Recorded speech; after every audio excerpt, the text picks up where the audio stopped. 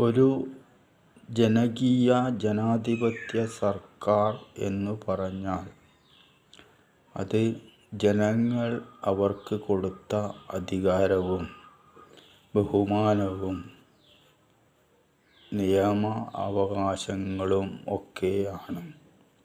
അതുകൊണ്ടുതന്നെ ജനാധിപത്യ സർക്കാരിനെ ജനങ്ങൾ ബഹുമാനിക്കുന്നതും ബഹുമാനിക്കപ്പെടേണ്ടതും. എന്നാൽ ജനകീയ ജനാധിപത്യ സർക്കാരും ജനങ്ങളും ഒന്നു തന്നെയാണ് എന്ന ബോധം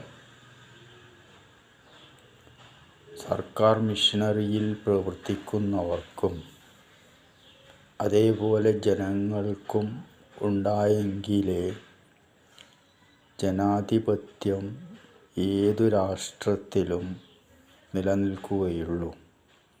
അത് നഷ്ടപ്പെടുവാൻ അനുവദിക്കരുത്. ജനങ്ങളാണ് പരമാധികാരിയും ബഹുമാനിക്കപ്പെടേണ്ടതും എന്ന് എല്ലാവരും മനസ്സിലാക്കി അതിനനുസരിച്ചുള്ള ബഹുമാനം ജനങ്ങൾക്കും സർക്കാരിനും തുല്യമായി കൊടുത്താൽ മാത്രമേ ഈ സംവിധാനം നിലനിൽക്കുകയുള്ളൂ.